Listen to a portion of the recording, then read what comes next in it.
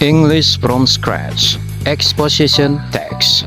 Did you know that English text can actually be designed to change your mind? It's called an exposition text. An exposition text is a type of persuasive or argumentative writing that presents an opinion about an important, controversial, or current issue. But it does not just say, I think this is good. It tries to convince you why that opinion makes sense using arguments, facts, example, and logical reasoning. And there are two main types you need to know. First, analytical exposition.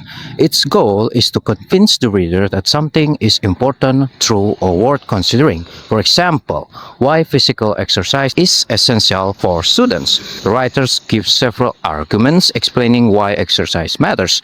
Then, at the end, the writer gives a reiteration, basically restating the main opinion in different words.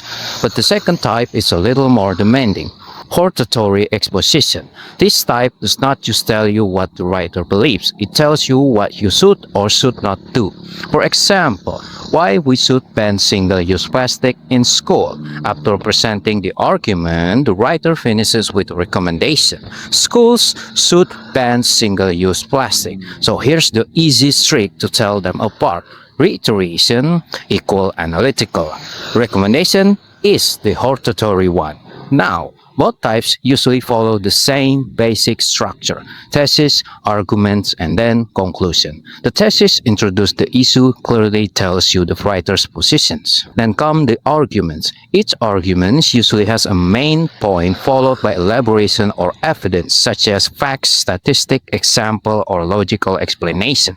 Finally comes the conclusion: reiteration for analytical exposition or recommendation for hortatory exposition. But how can you recognize an exposition text and an exam?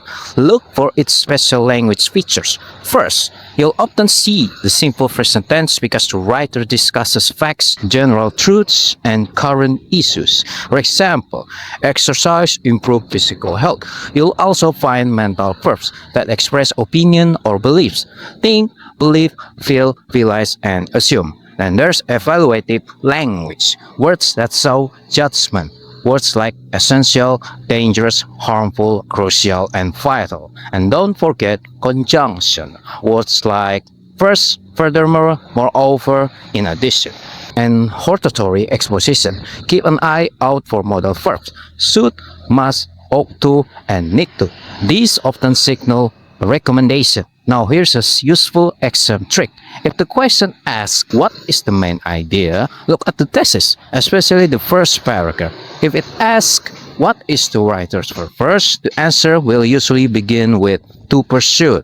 For analytical exposition, to persuade the reader that something is important or valid.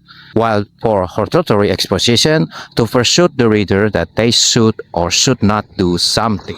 And if the question asks which argument supports the writer's opinions, look at the first sentence of the body paragraphs. Words like first, furthermore, in addition, or moreover can help you identify the supporting arguments. Most importantly, remember the purpose. An exposition text is written to persuade or convince, because when exposition text is doing its job, you don't just finish reading it. You might actually start thinking differently.